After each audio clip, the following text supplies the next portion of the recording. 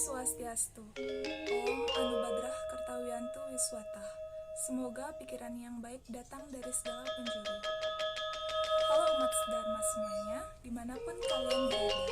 Perkenalkan, nama saya Imade Surya Prameswari, mahasiswa STKIP Agama Hindu Amrapura, program studi Pendidikan Agama Hindu semester 3 ruang 1, dengan nomor NPM 211054. Di video ini saya akan menjelaskan sedikit tentang sanggah ataupun merajan ataupun pelinggih-pelinggih yang ada di rumah kita. Apa fungsinya, maknanya, dan sebagainya. Saya akan menjelaskannya di video ini. Apa saja itu? Tonton videonya. Merajan atau sanggah pemerajan berasal dari kata sanggah, artinya sanggar atau tempat suci. Pemerajan berasal dari kata praja, yaitu keluarga. Jadi, sanggah pemerajan artinya tempat suci bagi suatu keluarga tertentu. Untuk singkatnya, orang menyebut secara pendek sanggah atau merajan.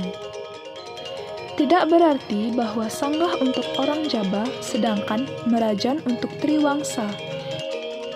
Menganalisis dari buku Wangun Parhyangan lan Paumahan, karya Ide Bagus Anom, sanggah atau merajan yang ada di rumah saya ini termasuk ke dalam merajan atau sanggah alit yang disebut dengan Trilingga. Namun ini sedikit berbeda karena yang pertama terdapat pelinggih rong 2, yang kedua tugu pengrurah tidak berada di antara rong 3 dan rong 2, yang ketiga tidak dibangun piasan, yang keempat candi tempat masuk ke sanggah di sebelah selatan.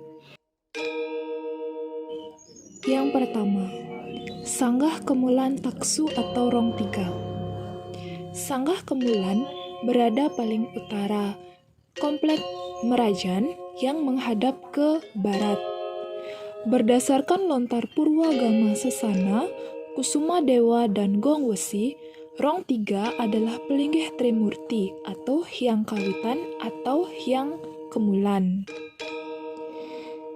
Di dalam lontar Siwagama lembar 328 disebutkan, Begawan Manuhari, pengikut Siwa, disuruh oleh Sri Gondarapati untuk membangun satkayangan kecil, sedang maupun besar, yang merupakan beban kewajiban orang semua. Lain kewajiban sekelompok orang yang 40 keluarga harus membangun panti. Adapun setengah bagian dari itu, yakni 20 keluarga, harus membangun ibu. Kecilnya, 10 keluarga Pratiwi harus dibangun, dan Kemulan satu-satunya tempat pemujaan atau yang harus dibangun pada masing-masing pekarangan. Dalam sebuah Dharma Wacana mengatakan bahwa sanggah Kemulan sebagai penuntun atma atau roh kita setelah kematian. Di sanalah kita akan ditunjukkan jalan untuk menuju ke sunya loka. Di sanggah Kemulan inilah kita mau pamit, kemudian kita akan diarahkan untuk tangkil ke pura dalam yang selanjutnya akan menuju ke sunya loka. Menurut ide Pedanda Gede Gunung, Betara yang melinggih di sanggah Kemulan adalah Sang Hyang Guru Reke. Jadi, dapat disimpulkan bahwa yang dipuja atau yang berstana di sanggah Kemulan Taksu atau rong 3 adalah Sang Hyang Guru atau Betara Guru dalam perwujudannya sebagai Trimurti, kemudian menunggal dan disebut dengan Eke Pratistaya. Sanggah Kemulan rong 2. Sanggah Kemulan rong 2 biasanya letaknya di sebelah selatan sanggah penglurah dan menghadap ke barat. Menurut apa yang dikatakan oleh orang tua di rumah, sanggah Kemulan rong 2 merupakan pelinggih Dewa Hyang. Orang yang telah meninggal lalu belum diupacarai karena belum ada Dewa Senanem atau Metiwe-tiwe, sawe disebut dengan tale. Saat diupacarai Metiwe-tiwe disebut perete. Jika sudah menyelesaikan yase atau ayah-ayahan upacara Metiwe-tiwe yaitu ngaben disebut pitre. Jika sudah melalui proses nyekah disebut sang pitare. Nyekah ataupun mendak nuntun tergantung dari desa kalepatre. Nyekah sendiri berasal dari kata sekar yang berarti puspa. Nah, sang pitara ini tidak langsung dilinggihkan ke rong 3 karena tidak patut menurut sastra, karena yang dikaryani masih meraga pitara. Sepatutnya dilinggihkan di kemulan rong 2. Inilah fungsinya. Mengapa tidak langsung dilinggihkan di ruang 3? Karena yang dikaryanin masih dibilang letah atau masih memiliki hutang karena ada 2 upacara lagi yang harus dilaksanakan, yaitu Nyilepati dan Naur Dande Kelepasan. Nyilepati atau merelina sang Pitara, sang Raja Pitara agar beliau meraga sang Dewa Pitara. Naur Dande Pelepasan, yaitu upacara untuk membayar hutang sang Pitara jika masih berhutang atau mesesangi yang belum sempat dibayar. Disinilah upacaranya. Lalu, baru upacara mengajar-ajar. Setelah itu, baru bisa dilinggihkan di Sanggah Kemulan dengan meraga Dewa Pitara atau Dewa Hyang. Sanggah Kemulan rong 2 ini dibangun tergantung dari desa Kalepatra. Jadi, ada yang punya dan ada juga yang tidak punya. Yang ketiga, Sanggah Taksu. Sanggah Taksu posisinya di sebelah barat menghadap ke timur. Taksu merupakan kelebihan yang berasal dari diri sendiri yang bisa dilihat atau diperlihatkan di masyarakat. Taksu berasal dari kata jaksu yang berarti unsur-unsur energi atau stimulasi rangsangan yang bisa merangsang mata agar berfungsi untuk melihat, lidah untuk mengecap, dan yang lainnya, yang disebut dengan jaksu indriya atau panca budindriya. Dasar orang metaksu karena pengetahuan, karena kebisaan yang berasal dari ide Sang Hyang Aji Saraswati. Di Sanggah Taksu inilah kita meminta keweruhan sebelum memulai apa yang akan kita lakukan. Sanggah Taksu ini juga dihubungkan dengan kandepat. Sebelum mengenal agama, orang tua dulu sudah memuja roh dengan berdasar pada kandepat sebelum mengenal istilah Sang Hyang Widi. Orang tua dulu mengatakan agar bisa membantu kita, maka kandepat dilinggihkan di Sanggah Taksu, lalu mesikian menjadi Sang Buta Kali Raja. Kesimpulannya, yaitu Sang Hyang Aji Saraswati sebagai dewa yang melinggih di Sanggah Taksu, tempat meminta keweruhan dan kewikanan dengan menghanturkan canang, serta Sang Buta Kali Raja meraga sedaan Taksu, tempat meminta keselamatan dengan menghaturkan segahan. Yang keempat, Sanggah Penglurah. Sanggah Penglurah posisinya biasanya berada di antara Sanggah Kemulan dan rong 2. Menurut orang tua-tua dulu, yang dipuja di Sanggah Penglurah yaitu ide Betara Ratu Penyarikan selaku patih mencatat tingkah laku manusia meraga kala atau buta yang nantinya akan diserahkan ke Sang Hyang Tiga Wisesa.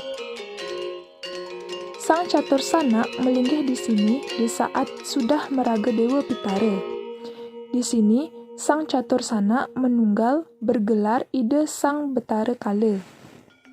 Jadi, yang melinggih di sedaan Penglurah yaitu ide Betara Begawan Penyarikan selaku juru tulis utusan dari Betara Siwa, putra dari ide Betara Kala. Kesimpulannya adalah, semua tujuan kita, perlakuan kita, tingkah laku kita dicatat di sana. Makanya, di setiap pura pasti ada Sanggah Penglurah. Kemudian, di area Sanggah atau Merajan terdapat pengapit lawang. Pengapit lawang yaitu 2 buah pelinggih di sebelah kiri dan kanan yang merupakan stana dari Betara Kala dengan biseka, jaga-jaga yang bertugas sebagai pecalang.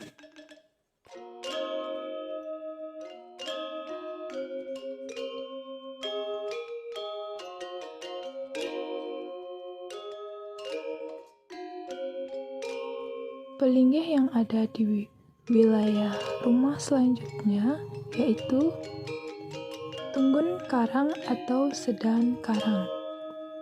Tunggun karang atau sedan karang dibangun di pekarangan rumah menghadap ke selatan.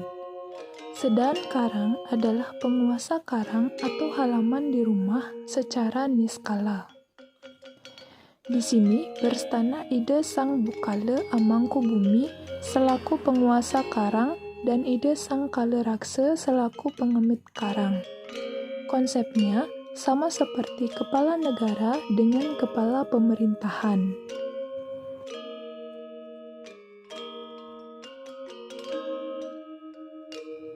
Pengangge atau wastra pelinggih. Pelinggih rong 3, rong 2, dan sanggah taksu yang ada di sini menggunakan wastra putih kuning. Warna wastra putih kuning artinya Tuhan sudah menunjukkan ciri-ciri niskala untuk mencipta kehidupan yang suci dan sejahtera. Putih lambang kesucian dan kuning lambang kesejahteraan.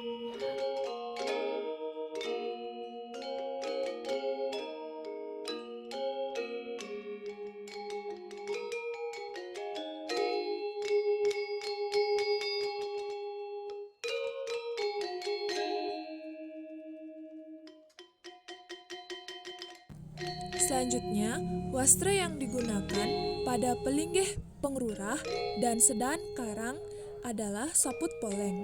Makna filosofis saput poleng merupakan refleksi dari kehidupan kita, yaitu baik dan buruk yang dalam Hindu dikenal dengan istilah rua bineda, adalah dua sifat yang bertolak belakang, yakni hitam putih, baik buruk, atas bawah, suka duka, dan sebagainya. Intinya, makna dari saput poleng ini adalah menandakan keseimbangan yang ada di alam ini. Baik, itu tadi sedikit penjelasan saya mengenai sanggah ataupun merajan ataupun pelinggih-pelinggih yang ada di rumah kita, khususnya orang Hindu Bali. Semoga apa yang saya jelaskan tadi bisa bermanfaat atau menambah ilmu bagi umat Hindu Dharma dimanapun kalian berada. Saya memohon maaf apabila dalam menyampaikan saya ada salah kata atau salah pengucapan ataupun ada sedikit kekeliruan, karena di sini kita sifatnya belajar. Untuk yang sudah menonton, saya ucapkan terima kasih. Akhir kata, saya tutup dengan Parama Santi. Om Santi Santi Santi Om.